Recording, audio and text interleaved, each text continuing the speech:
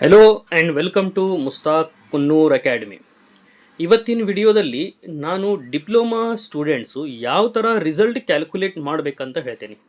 ಭಾಳಷ್ಟು students result ಯಾವ ಥರ ಕ್ಯಾಲ್ಕುಲೇಟ್ ಮಾಡಬೇಕು ಅಂತ ಕೇಳ್ತಾ ಇದ್ರಿ. ಅಂದರೆ ನಿಮಗೆ ಇಂಟರ್ನಲ್ ಮತ್ತು ಮಾರ್ಕ್ಸ್ ಗೊತ್ತಿರುತ್ತೆ, ಎಕ್ಸ್ಟರ್ನಲ್ ಮಾರ್ಕ್ಸ್ ಬಂದ ಮೇಲೆ ಗ್ರೇಡಿಂಗ್ಸ್ ಯಾವ ಥರ ಕ್ಯಾಲ್ಕುಲೇಟ್ ಮಾಡಬೇಕಂತ ಭಾಳಷ್ಟು ಜನಕ್ಕೆ ಗೊತ್ತಿರೋಂಗಿಲ್ಲ. ಅಷ್ಟೇ ಅಲ್ಲ, ನೀವು ಇಂಟರ್ನಲ್ ಮಾರ್ಕ್ಸ್ ಮೇಲೇ ಬೇಸ್ ಮೇಲೆ ನಿಮ್ಗೆ ರಿಸಲ್ಟ್ ಎಷ್ಟು ಆಗಬಹುದಂತ ನೀವು ಈಗ ಗೆಸ್ಟ್ ಮಾಡಬಹುದು. ಗೆಸ್ಟ್ ಮಾಡೋದಷ್ಟೇ ಅಲ್ಲ, ನಿಮಗೆ ಪಕ್ಕಾ ರಿಸಲ್ಟು ನೀವು ಅದನ್ನು ಕ್ಯಾಲ್ಕುಲೇಟ್ ಮಾಡಬಹುದು. ಈಗ ಈ ವಿಡಿಯೋದಲ್ಲಿ ನಾನು ಕಂಪ್ಲೀಟಾಗಿ ಇನ್ ಡಿಟೇಲ್ ಇಂಟರ್ನಲ್ ಮಾರ್ಕ್ಸ್ ಎಲ್ಲ ಸಬ್ಜೆಕ್ಟಿಗೆ ಎಷ್ಟಿರ್ತಾವೆ, ಥಿಯರಿಗೆ ಮತ್ತು ಪ್ರಾಕ್ಟಿಕಲ್ಗೆ, ಮತ್ತು ಅದನ್ನು ಯಾವ ರೀತಿ ಕ್ಯಾಲ್ಕುಲೇಟ್ ಮಾಡಬೇಕು ಮತ್ತು ಗ್ರೇಡ್ ಯಾವ ಥರ ಕ್ಯಾಲ್ಕುಲೇಟ್ ಮಾಡಬೇಕು, ಇದು ಇಂಪಾರ್ಟೆಂಟ್. ಭಾಳಷ್ಟು ಜನ ಗ್ರೇಡ್ ಗೊತ್ತಿರೋಂಗಿಲ್ಲ. ಡಿಪ್ಲೊಮಾದಲ್ಲಿ ಪರ್ಸಂಟೇಜ್ ಇರೋಂಗಿಲ್ಲ, ಗ್ರೇಡ್ಸ್ ಇರ್ತವೆ.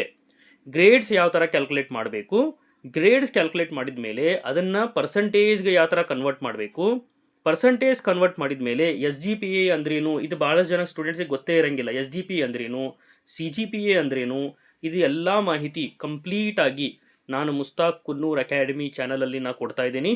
ನೀವು ನಮ್ಮ ಚಾನಲನ್ನು ಫಸ್ಟ್ ಟೈಮ್ ವಿಸಿಟ್ ಮಾಡಿದ್ರಂದರೆ ನಮ್ಮ ಚಾನಲ್ ಮುಸ್ತಾಕ್ ಕುನ್ನೂರ್ ಅಕಾಡೆಮಿಯನ್ನು ಸಬ್ಸ್ಕ್ರೈಬ್ ಮಾಡಿ.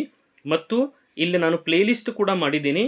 ಆಲ್ಮೋಸ್ಟ್ ಎಲ್ಲ ಬ್ರಾಂಚಸ್ ಇದೆ, B E computer science, electronics and communication, civil engineering, mechanical engineering, ಎಲ್ಲ ಬ್ರಾಂಚಸ್ ನಾನು ಪಾಸಿಂಗ್ ಪ್ಯಾಕೇಜು ಕೂಡ ಮಾಡಿದ್ದೀನಿ.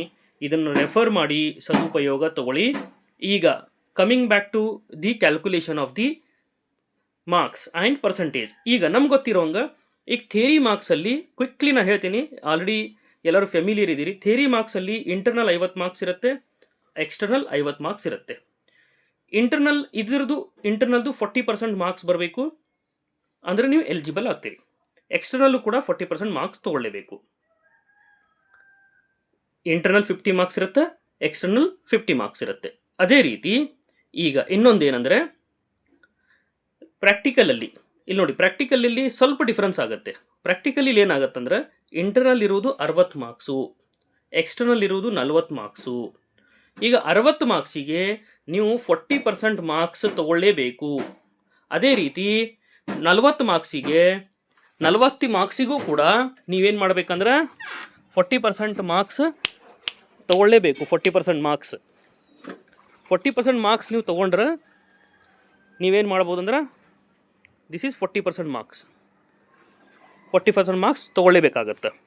ಈಗ 40% ಮಾರ್ಕ್ಸ್ ನೀವು ತೊಗೊಳ್ಲಿಕ್ಕಂದ್ರೆ ನೀವು ಎಲಿಜಿಬಲ್ ಆಗೋದಿಲ್ಲ ಫೈನಲ್ ಎಕ್ಸಾಮ್ ಬರಲಿಕ್ಕೆ. ಈಗ ನಾನು ಏನು ಹೇಳ್ತೀನಿ ಅಂದ್ರೆ how to calculate total result. Let's move on. ಈಗ ಇಲ್ಲಿ ನೋಡಿ, ಈ ರಿಸಲ್ಟ್ನ ಯಾವ ಥರ ಕ್ಯಾಲ್ಕುಲೇಟ್ ಮಾಡಬೇಕಂತ ನಾನು ಹೇಳ್ತೀನಿ. ಈಗ ನಮ್ಮಲ್ಲಿ ಇಲ್ಲಿ ಚಾರ್ಟ್ ಇದೆ. ಇದು ಚಾರ್ಟ್ ಏನು ಹೇಳ್ತಂದರೆ ರೇಂಜ್, ಮಾರ್ಕ್ಸ್ದು ರೇಂಜ್ ಕೊಡ್ತಾರೆ ಇಲ್ಲಿ. 90 to 100 ಆದರೆ A+ ಗ್ರೇಡ್ ಬರುತ್ತೆ. ಅದಕ್ಕೆ ಎಷ್ಟು ಬರ್ತಾವೆ ಪಾಯಿಂಟ್ಸ್? 10. ಅದೇ ರೀತಿ 81 to 90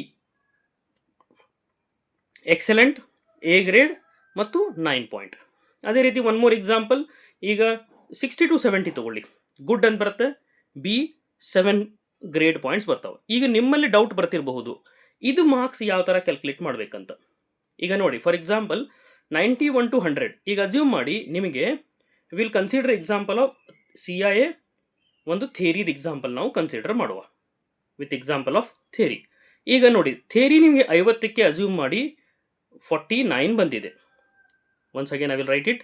50ಕ್ಕೆ ನಿಮಗೆ 49 ಬಂದಿದೆ. ಓಕೆ, 49 ಬಂದ ಮೇಲೆ ಇನ್ ಕೇಸ್ ನಿಮಗೆ ಥಿಯರಿಗೆ ಎಷ್ಟು ಬಂದರೆ ನಿಮಗೆ 10 ಪಾಯಿಂಟ್ ಬರುತ್ತೆ. ಈಗ ನೋಡಿ, 49 ಆಲ್ರೆಡಿ ಬಂದಿದೆ, 91ಗೆ ಎಷ್ಟು ಬೇಕು, ಇನ್ನು 91ಗೆ ಎಷ್ಟು ಮಾರ್ಕ್ಸ್ ಬೇಕು ಅದನ್ನು ನೀವು ಕ್ಯಾಲ್ಕುಲೇಟ್ ಮಾಡಬೇಕು. 91ಗೆ ಎಷ್ಟು ಮಾರ್ಕ್ಸ್ ಬೇಕಲ್ಲ ಅದನ್ನು ನೀವು ಕ್ಯಾಲ್ಕುಲೇಟ್ ಮಾಡಿದ ಮೇಲೆ ಅಷ್ಟು ಮಾರ್ಕ್ಸ್ ಇಲ್ಲಿ ಆ್ಯಡ್ ಆದ ನಂತರ ಇದೇನಾಗುತ್ತೆ, 91 ಆಗುತ್ತೆ. ಈಗ ಫಾರ್ ಎಕ್ಸಾಂಪಲ್ ಇಲ್ಲಿ ನಾವು ಏನು ಮಾಡೋಣ ಅಂದ್ರೆ ಇಂಟರ್ನಲ್ 91ಗೆ ನಿಮ್ಗೆ 49 ಇಂಟರ್ನಲ್ ಬಂದಿದೆ, ಇದಕ್ಕೆ ನೀವು 42 ಬಂತಂದರೆ ಟೋಟಲ್ ಆ್ಯಡ್ ಮಾಡಿ ಇದೇನಾಗುತ್ತೆ ಅಂದರೆ ಟೋಟಲ್ 91 ಆಗುತ್ತೆ. 91 ಅಂದರೆ ನಿಮಗೆ ಇಂಟರ್ನಲ್ ಬಂದಿದ್ದು 49, ಎಕ್ಸ್ಟರ್ನಲ್ ಬಂದಿದ್ದು ಬರೀ 42, ಆದರೆ ಟೋಟಲ್ ಎಷ್ಟಾಯಿತು, 91 ಆಯಿತು. 91 ಆದರೆ ಎಷ್ಟು ಪಾಯಿಂಟ್ಸ್ ಬರುತ್ತೆ, ಟೋಟಲ್ 10 ಪಾಯಿಂಟ್ಸ್ ಬರುತ್ತೆ. ಈ ರೀತಿ ನೀವು ರಿಸಲ್ಟ್ ಕ್ಯಾಲ್ಕುಲೇಟ್ ಮಾಡ್ಬೋದು. ಈಗ ನಿಮ್ಗೆ ರಿಸಲ್ಟ್ ಗೊತ್ತಾಗ್ಬಿಡುತ್ತೆ ಎಷ್ಟಂತ. ಅದೇ ರೀತಿ ಈಗ ಒನ್ ಮೋರ್ ಎಕ್ಸಾಂಪಲ್. ಈಗ ಎಕ್ಸ್ಟರ್ನಲ್ ಇದನ್ನು ನೋಡೋಣ, ಲ್ಯಾಬದ್ದು ನೋಡೋಣ. ಲ್ಯಾಬದ್ದು ನಿಮ್ಗೆ ಈ CIA ಇಂಟರ್ನಲ್ ಈಗ 60ಕ್ಕೆ ಅಸ್ಯೂಮ್ ಮಾಡಿ ನಿಮಗೆ ಬಂದಿದೆ, 60ಕ್ಕೆ 50 ಬಂದಿದೆ ಅಂತ ತಿಳ್ಕೊಳ್ಳಿ. ಎಕ್ಸ್ಟರ್ನಲ್ 30 ಬಂತು ಅಂದರೆ ಎಷ್ಟಾಯಿತು ಟೋಟಲ್ 80 ಆಯಿತು. 80 ಯಾವ ರೇಂಜಲ್ಲಿದೆ? 71 to 80. 71 to 80 ಎಷ್ಟು ಬರುತ್ತೆ ಅಂದರೆ ಪಾಯಿಂಟ್ಸ್ 71 to 80 ಇದು ಬರೋದು ಬಿ ಪ್ಲಸ್ 8 ಪಾಯಿಂಟ್ಸ್ ಬರುತ್ತೆ. ಅಂದರೆ ಭಾಳಷ್ಟು ಜನ ಸ್ಟೂಡೆಂಟ್ಸ್ ಟೆನ್ಷನ್ ಆಗಿರ್ತೀರಿ, ಇಂಟರ್ನಲ್ ಬರೀ ನಂದು ಭಾಳ ಕಡಿಮೆ ಬಂದಿದೆ ಅಂತ. ಈಗ ಇಂಟರ್ನಲ್ ಕಡಿಮೆ ಬಂದರೂ ನೆನ್ಪಿಟ್ಕೊಳ್ಳಿ, ರೇಂಜಿಗೆ ಇಲ್ಲಿ ಗ್ರೇಡ್ ನಾವು ಕೊಡ್ತಾ ಇದ್ದೀವಿ. ಈಗ ನಮ್ಗೆ ಗೊತ್ತಾಯಿತು ನಾವು ಗ್ರೇಡ್ ಯಾವ ಥರ ಕ್ಯಾಲ್ಕುಲೇಟ್ ಮಾಡ್ತೀವಿ ಅಂತ. ಈಗ ಈ ಗ್ರೇಡ್ ಮೇಲೆ ನಾವು ರಿಸಲ್ಟ್ ಯಾವ ಥರ ಕ್ಯಾಲ್ಕುಲೇಟ್ ಮಾಡಬೇಕು. ಭಾಳ ಜನ ರಿಸಲ್ಟ್ ಬಂದ ಮೇಲೆ ರಿಸಲ್ಟ್ ಕ್ಯಾಲ್ಕುಲೇಟ್ ಮಾಡೋದು ಗೊತ್ತಿರಂಗಿಲ್ಲ. ಈಗ ಇಲ್ಲಿ ನೋಡಿ ಒಂದ್ಸಲ ಗ್ಲಾನ್ಸ್ ಮಾಡ್ತೀನಿ ನಾನು. ಎ ಪ್ಲಸ್ ಅಂದರೆ 91 to 100, 81 to 99, 71 to 80 8 points, 61 to 70 7 points, like this. ಇವೆಲ್ಲ 5 4 ಮಟ ಇದೆ. ಲೆಸ್ ದ್ಯಾನ್ 40 ಇದ್ದರೆ ಫೇಲ್ ಅಂತ ಬರುತ್ತೆ.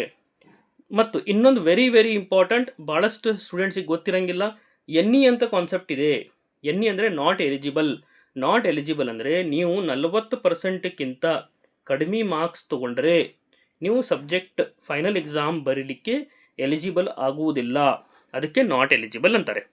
ಈಗ ನಾವು ಇಲ್ಲಿ ಎವ್ರಿ ಸೆಮಿಸ್ಟರ್ ರಿಸಲ್ಟಿಗೆ ನೆನ್ಪಿಟ್ಕೊಳ್ಳಿ ಈ ವರ್ಡ್. ಎವ್ರಿ ಸೆಮಿಸ್ಟರ್ ರಿಸಲ್ಟಿಗೆ ನಾವು ಏನಂತೀವಿ? SGPA ಅಂತೀವಿ. That is semester grade point average.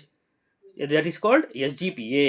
ಈಗ ಒಂದು ಸೆಮಿಸ್ಟರ್ ರಿಸಲ್ಟ್ ಬಂದಮೇಲೆ ಎರಡನೇ ಸೆಮಿಸ್ಟರ್ ರಿಸಲ್ಟ್ ನಾವು ಏನು ಕ್ಯುಮ್ಯುಲೇಟಿವ್ ಕನ್ಸಿಡರ್ ಮಾಡ್ತೀವಲ್ಲ ಅದಕ್ಕೇನಂತೀವಿ ಅಂದರೆ CGPA, cumulative grade point average. ಬನ್ನಿ ಈಗ ಅದನ್ನು ಯಾವ ಥರ ಕ್ಯಾಲ್ಕುಲೇಟ್ ಮಾಡಬೇಕಾ, ಜಸ್ಟ್ ಇಲ್ಲಿ ಫಾರ್ಮುಲಾ ಇದೆ. ಫಾರ್ಮುಲಾ ನೋಡಿದ್ರೆ ನಮ್ಗೆ ಭಾಳ ಕನ್ಫ್ಯೂಸ್ ಆಗ್ಬೋದು. ಇದನ್ನು ಒಂದು ಎಕ್ಸಾಂಪಲ್ ಮುಖಾಂತರ ನಾವು ಸ್ಟಡಿ ಮಾಡೋಣ. ಈಗ ಇಲ್ಲಿ ನೋಡಿ, ದಿಸ್ ಈಸ್ ಒನ್ ಎಕ್ಸಾಂಪಲ್. ಈ ಎಕ್ಸಾಂಪಲಲ್ಲಿ ಈಗ SGPA ರಿಸಲ್ಟ್ ಯಾವ ಥರ ಕ್ಯಾಲ್ಕುಲೇಟ್ ಮಾಡ್ಬೇಕು ನೋಡಿ. ಈಗ ಕ್ರೆಡಿಟ್ ಪಾಯಿಂಟ್ಸ್ ಅಂತ ಕೊಟ್ಟಿರ್ತಾರೆ. ಈಗ ಕೋರ್ಸ್ 1 ಇದೆ ತೊಗೊಳ್ಳಿ, FOC ಅಂತ ತಿಳ್ಕೊರಿ. ಈಗ FOC ಆಯಿತು, ಇಲ್ಲ ಡಿಜಿಟಲ್ ಎಲೆಕ್ಟ್ರಾನಿಕ್ಸ್ ಆಯಿತು, MFE ಆಯಿತು, SEP ಆಯಿತು, ಯಾವುದೋ ಒಂದು ಸಬ್ಜೆಕ್ಟ್ ಅಂತ ತಿಳ್ಕೊಳ್ಳಿ. ಇಲ್ಲಿ ಯಾವ್ದು ಕ್ರೆಡಿಟ್ ಪಾಯಿಂಟ್ಸ್ ಅಂತ ಇರುತ್ತೆ. ಕ್ರೆಡಿಟ್ಸ್ ಅಂದರೆ ಏನಂದರೆ ಆಯಾ ಸಬ್ಜೆಕ್ಟಿಗೆ ವೇಟೇಜನ್ನು ಕೊಟ್ಟಿರ್ತಾರೆ.